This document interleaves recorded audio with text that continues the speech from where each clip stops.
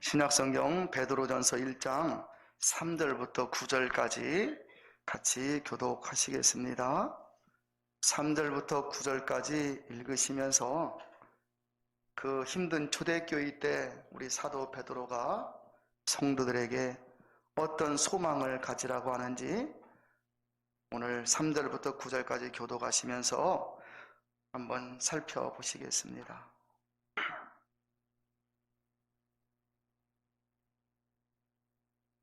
찬송하리로다. 우리 주 예수 그리스도의 아버지 하나님이 그 많으신 긍휼대로 예수 그리스도의 죽은 자 가운데서 부활하심으로 말미암아 우리를 거듭나게 하사 산 소망이 있게 하시며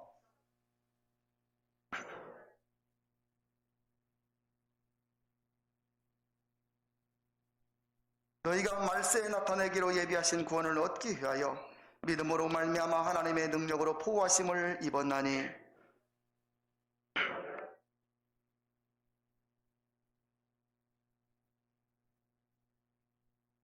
너희 믿음의 시련이 불로 연단하여도 없어질 금보다 더 귀하여 예수 그리스도에 나타나실 때 칭찬과 영광과 존귀를 얻게 하려 함이라.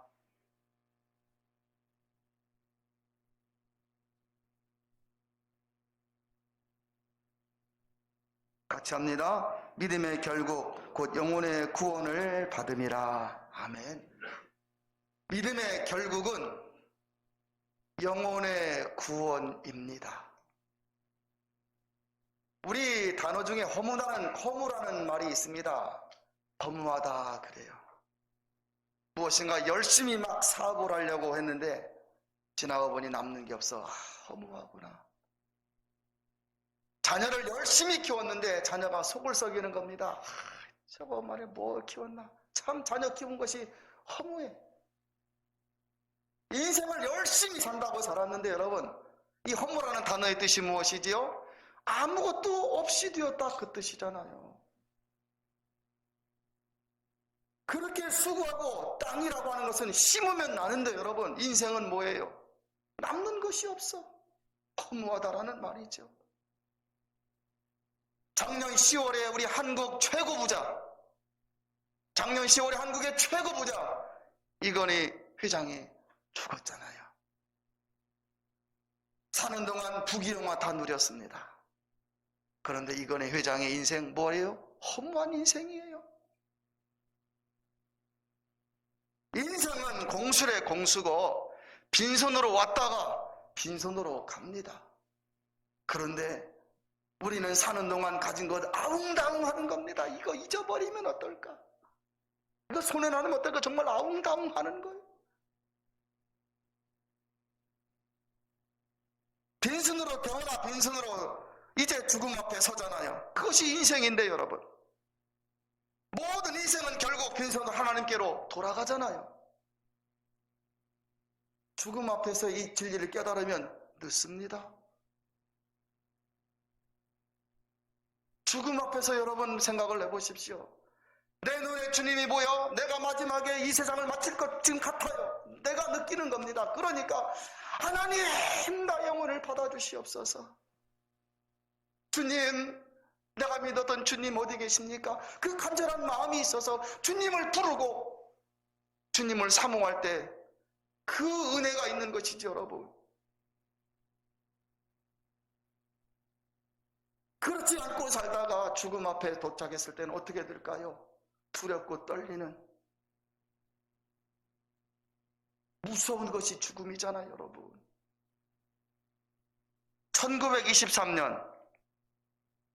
1923년 일본에 9월 1일 날 관동 대지진이 발생합니다. 동경이 불바다가 됩니다. 동경 시내가 99,300명이 죽습니다. 43,500명이 행방불명됩니다. 남아있는 시체를 세어보니까 99,000명이 되는 거예요 여러분. 행방불명은 뭐냐면 우리 가족이 없어져 버린 겁니다. 뭐해서 불타서 없어져 버린 겁니다. 재가 되어서. 가옥이 25만 채가 불타버립니다. 25만 채 여러분 생각을 해보십시오. 이런 아파트가 아닙니다. 응? 아파트가 아니라 일본은 목조 건물이잖아요 여러분. 집 한 집, 두 집, 그 25만 채가 불타버립니다. 군산이 27만 명이 안 된다 그래요, 인구가. 14만 명이 죽은 겁니다. 한번 생각을 해보십시오, 여러분.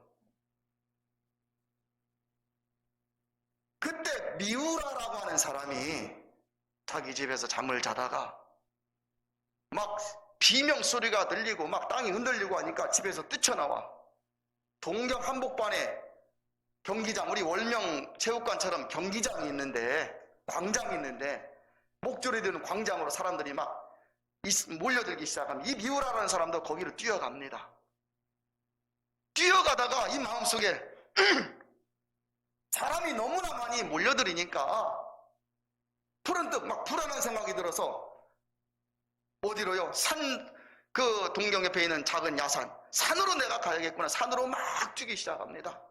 정신없이 산으로 뛰어갔습니다. 살기 위해서 뛰는 겁니다, 여러분. 지금 뭐 어그저 꽃 구경하고 그거 아닙니다.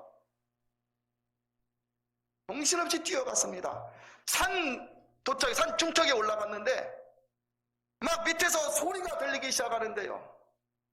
사람들이 보니까 동경에 있는 가운데 있는 광장에서 사람들이, 그 많은 사람들이 소리를 치기 시작하는데 누구 이름을 부르냐면 부모님의 이름을 부르는 거예요. 여러분 무슨 일 있으면 어머니, 엄마 그러잖아. 우리도요. 그렇죠? 소리 지르잖아요. 부모 이름 부르고 자녀 이름을 부르는 거예요. 일본은 귀신이 600만 개래요. 여러분 아시죠? 자기가 믿는 신이 있습니다. 그 신의 이름을 부르기 시작하는 겁니다. 사람들이. 그 모습을 이 미우라라는 사람이 산 중턱에서 바라보는데, 그런데 갑자기 막 함성이 들리기 시작하는데요. 그 목조로 된 광장의 건물이 지진으로 막혀가지고 불이 나가지고 다 타버리니까 갑자기 사람들이 소리를 지르기 시작하는데, 그 전까지만 해도 부모 이름 부르고 자녀 이름 부르고 자기들 신의 이름을 부르다가 이 사람들이 소리를 지르기 시작. 무슨 소리를 지르면 하나님 살려주세요. 하나님 살려주세요. 하나님 살려주세요. 막 소리를 지르기 시작하는 겁니다. 그러다가 소리가 작아지더니 다 죽었습니다. 다 죽은 겁니다. 미우라라는 사람이 산 중턱에서 보고 있다가 깨달은 게 뭐예요?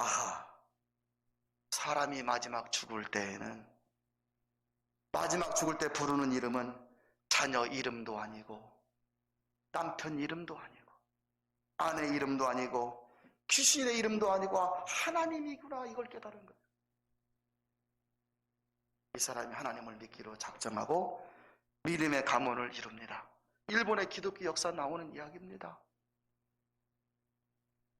사람이 마지막에는 영안이 열린다는 거 여러분 아시죠?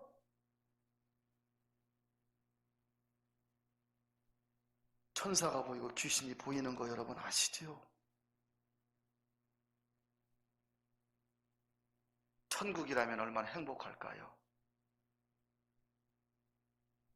천국이라면 여러분 이 세상 빨리 떠나고 싶을 거다, 빨리 천국 가고 싶을 거야. 너무너무 좋다고 그러잖아요.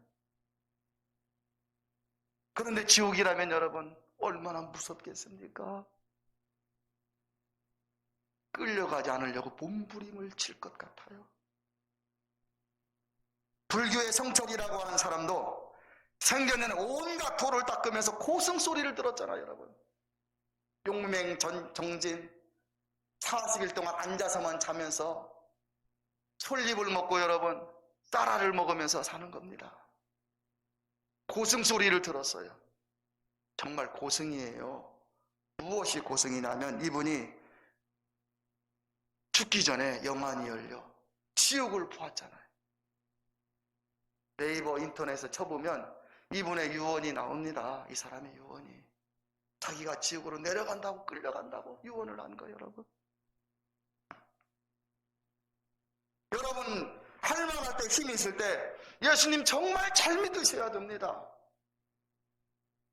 왜 그러냐면 그래야 예수님 잘 믿고 살아야 그 마지막 인생의 마지막 때 주님이 여러분에게 소망으로 보여지기 때문에, 나타나기 때문에 그런 것입니다.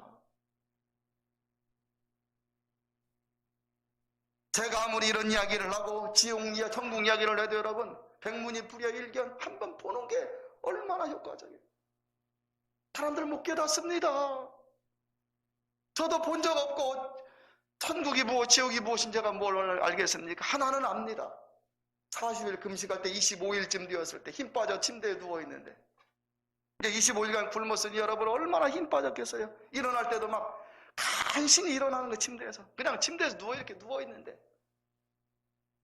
갑자기 여러분 제가 일어나기도 벅찬 내가 스프링처럼 펄쩍 일어났습니다. 왜 일어났냐면 뭐가 이게 내 눈에 뭐가 쪼개지는데 이게 차원이 이게 세계가 쪼개지는데요. 내가 너무너무 무서워가지고 평상시 다른 때 같으면 막 힘들어갖고 막 옆으로 몸을 굴려가지고 막 일어나야 되는데 그때는 스프링이어서 그냥 펄떡 일어나 버린 거예요. 제가 이게 쪼개지는 걸요. 보니까 그 속에 막 뭔가 엄습하는데 여러분 야 이게 마귀의 시험이구나. 내가 몸이 약하니까 마귀가 나를 시험하고 거기서 내가 기도하고 이기고 저는 그 조금의 찰나임에도 여러분 그 무서움이 정말 무서운 것이구나 깨닫습니다. 여러분 오늘 설교를 통하여서 소망의 하나님이 어떤 하나님이신지 여러분 분명히 확인을 하시고 평소의 신앙생활 잘 아셔야 됩니다. 무슨 일을 다투서 거기서 그때는 늦습니다. 안 됩니다. 여러분 안 돼요. 예수님을 잘 믿는 여러분들이 다 될 수 있기를 진심으로 소망합니다. 첫째로 소망의 하나님은 하나님을 의지하는 성도를 도우십니다. 여러분 인생을 살면서 고생을 하고 아픔을 다 끄다가 천국만 간다면 무슨 의미가 있겠어요? 하나님은 우리의 살아가는 삶에서도 은혜를 베풀어 주시는 하나님이십니다. 얼마든지 사는 동안도 하나님의 은혜로 감사할 수 있고 얼마든지 하나님 안에서 복이 있는 인생 행복함을 고백하며 살아가는 성도들이 될 수가 있습니다. 3절을 보면 거기 산소망이라는 마지막 부분에 우리를 거듭나게 하사 산소망이 있게 하시면 그랬어요. 산소망은 말 그대로 살아있는 소망을 말합니다. 하늘이 무너져도 솟아날 구멍이 있다고 하는 말은 저 안 믿는 사람들에게 있는 말이 아니 정말 우리들에게 말하는 말입니다. 하늘이 무너져도 솟아날 구멍이 있는 건 누구 때문에? 하나님 때문에 여러분. 사방이 다 막혀서도 하나님 안에서 우리는 살 길이 우리에게 주어지고 살 길로 걸어갈 수가 있습니다. 내가 산을 향하여 눈을 들리라. 나의 도움이 어디서 올꼬?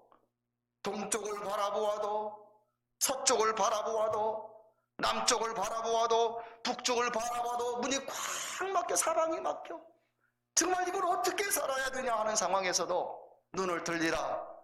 나의 도움이 어디에서요? 천지를 지으신 하나님에게서로다. 여러분 예수님 믿는 사람에게도 어려움이 옵니다.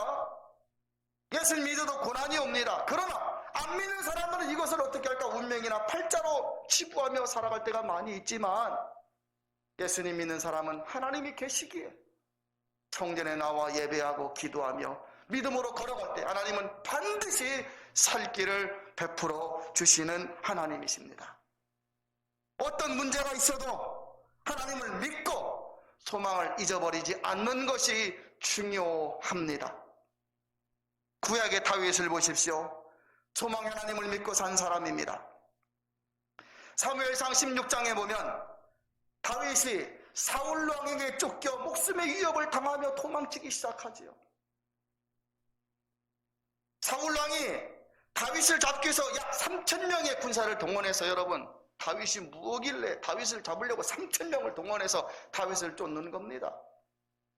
다윗은 이리도 도망가고 저리로 도망가고 한 번은 어떤 산에 갔는데 여러분 어떤 산에 갔는데 다윗이 서편 쪽에 있어서 사울 왕이 첩자들이 많으니까 다윗 서편 쪽에 있다고 그냥 다윗을 잡으러 오면 하나님은 다윗아 빨리 저 반대편으로 도망가라. 하나님이 막 순간순간 다윗아 빨리 도망쳐 살아라 해가지고 다윗이 살게 되는 겁니다. 이제는 이스라엘 땅에서 도망칠 곳이 하나도 없어. 사방팔방 사울왕이 첩자를 두어가지고 다윗이 어디 나타나게 하면 고발을 하니 살 수가 없습니다. 그래서 사무엘상 16장에 보면 다윗이 사울 왕의 위협을 피하여 블레셋으로 도망을 갑니다. 블레셋이 어떤 나라예요? 블레셋의 장군 골리앗을 다윗이 죽였잖아요. 블레셋 편에서 보면 다윗은 원수입니다. 제1순위로 죽여야 됩니다.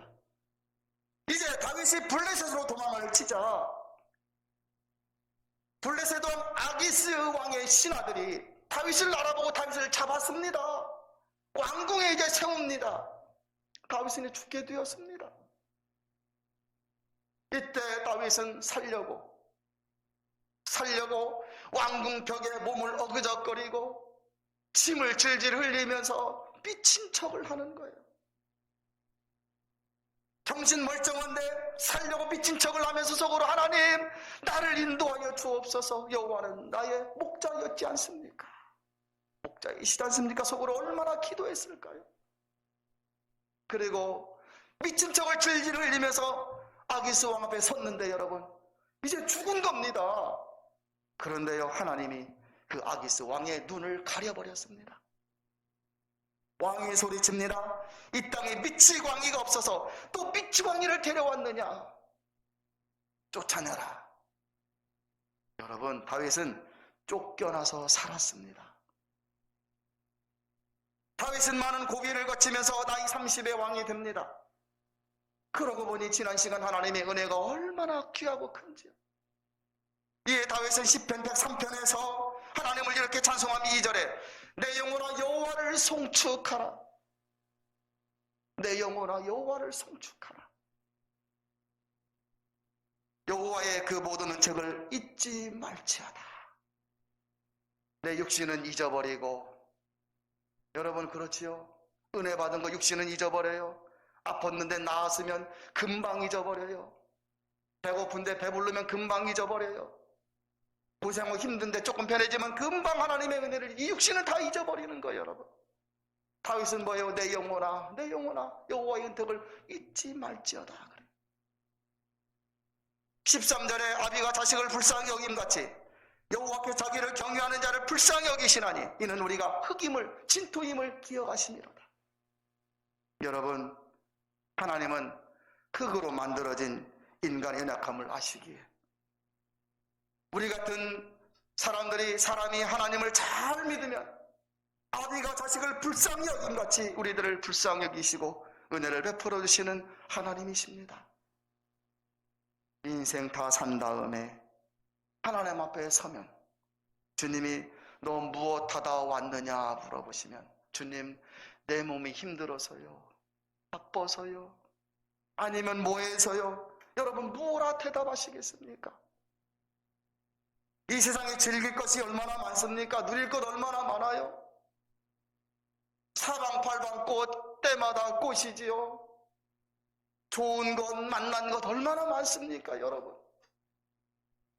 그러나 흙으로 만들어진 인간에게서 이 영혼이 떠나면 이 몸은 아무것도 아닙니다. 저는 여러분 모두가 다 사는 동안 여러분의 이 마음의 주님을 품고 예수님을 잘 믿으며 살아가시라고 당부드리고 싶습니다.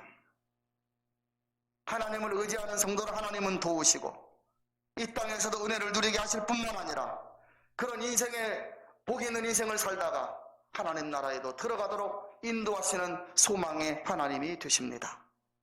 두 번째로 소망의 하나님은 구원의 하나님이십니다. 한 번 죽는 것은 사람에게 정하신 이치요 구원의 심판이 기다리고 있다고 하였습니다. 어느 날 경찰서에서 몇 날 며칠까지 소환하라고 하는 그 출두 통지서가 등기로 왔네요. 진짜 왔다는 게 아니라 예를 드는 겁니다. 왔네요. 이걸 받아보고 가슴이 털커덕 하는 겁니다. 아, 지난 주일에 내가 뭐 실수했나? 혹시 한 달 전에 내가 뭐 잘못한 거 있는가? 2021년 1월 시작하고 혹시 내가 차를 몰고 가다가 불법 유턴한 것을 어떻게 CC 카메라로 찍힌 것이 혹시 그것 때문에 오라고 하는가? 이 머릿속에서 별의별 생각이 다 들겠지 여러분. 마음에 막 요동이 치는 겁니다. 출두 통지서 하나 가지고 내가 뭐 잘못했는가? 저기 경찰서 가면 경찰서에 주차를 해놓고 들어가려고 그러는데 벌벌 떨면서 혹시 막 저자세가 되는 거예요. 이게 저자세가 되는 겁니다. 나 왜 오라고 했어? 나 이런 사람이야. 오는 사람 아무도 없잖아, 여러분. 들어가면서 이거 가지고 왔는데 어디로 가야 됩니까? 심판이 뭐예요, 여러분? 우리는 인생을 힘있게 살아가요. 자신 있게 살아갑니다. 그런데 하나님이 오라 하시면요, 잠깐만요가 어디 있어요, 여러분? 혹시 내가 지난 인생 동안 어떻게 살았나? 예수님 믿고 직분자로 어떻게 살았는가? 정말 영화 스크린처럼 파노라마처럼 지나갈 것 같아.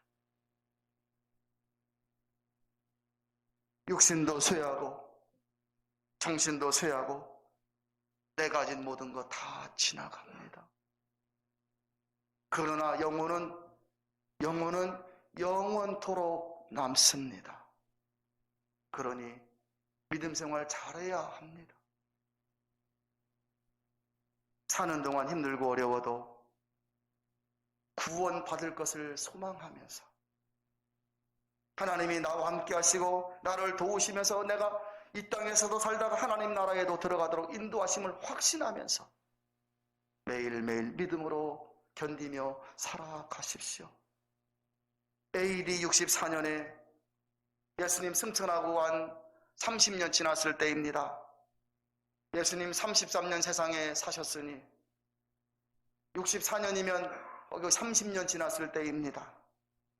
로마의 네로라고 하는 극악한 황제가 있었지요. 얼마나 악한 황제인지 여러분.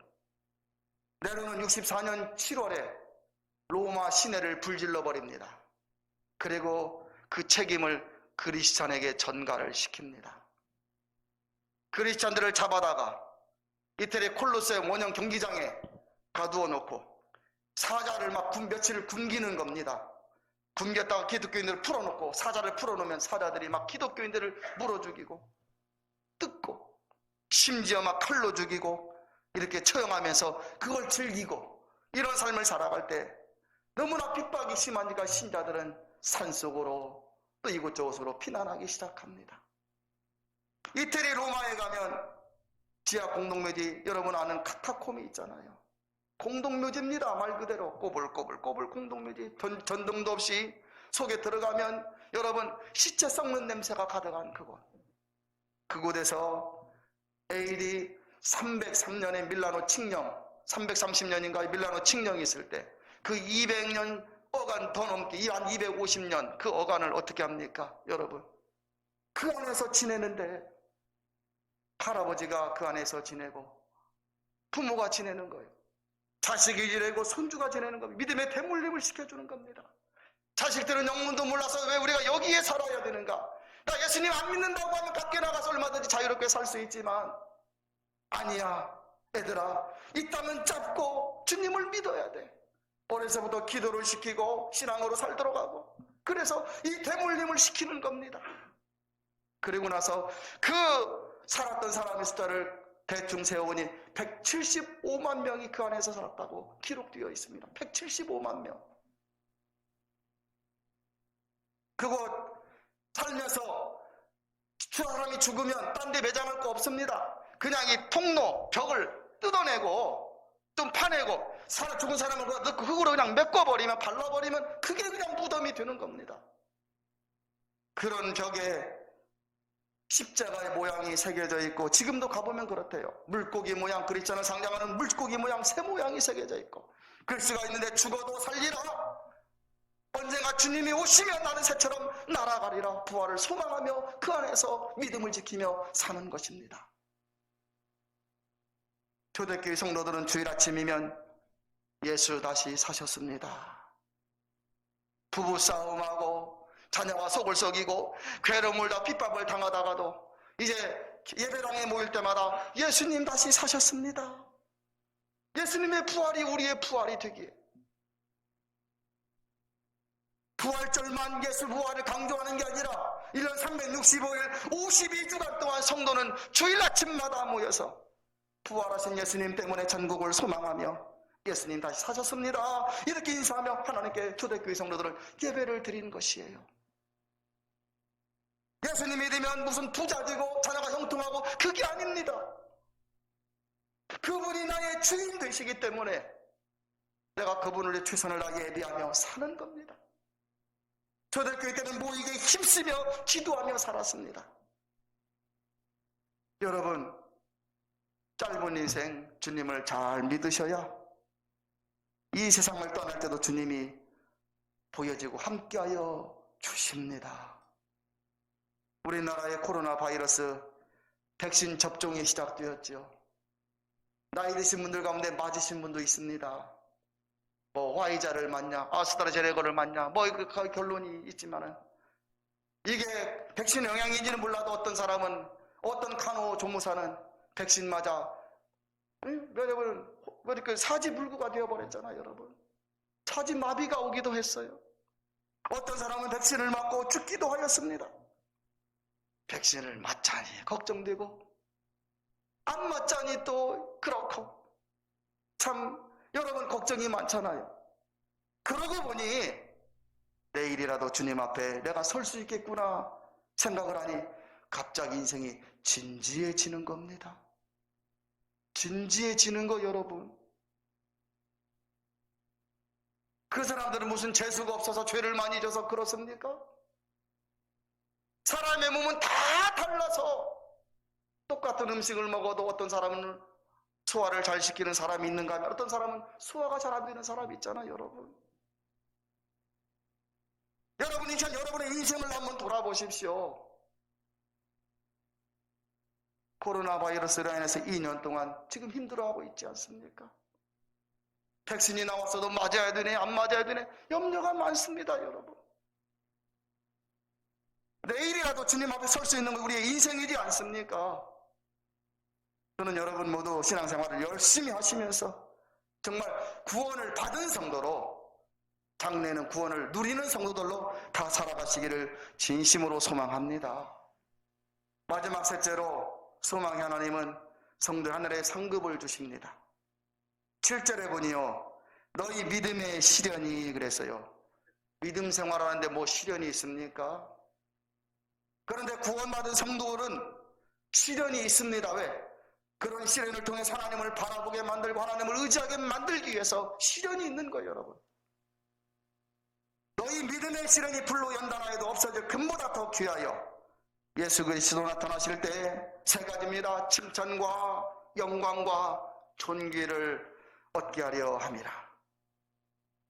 신앙생활 잘하면 주님의 칭찬을 받고 영광을 누리며 하나님 앞에 귀한 영혼으로, 존재로 서게 되는 것입니다.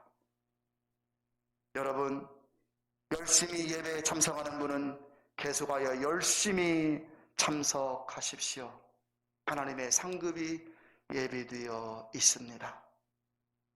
열심히 기도하시는 분은 계속하여 열심히 기도하며 살아가십시오. 하나님의 응답이 반드시 기다리고 있습니다.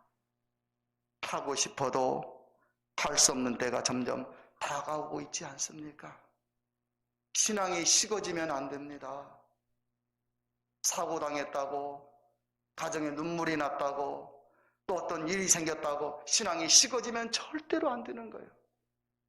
여러분들이 믿고 의지하는 물질, 건강, 가진 것, 그러나 그것이, 여러분의 가진 그것이 여러분의 것이 아님을 깨닫는 데는 오래 걸리지도 않습니다. 어느 분의 간증입니다.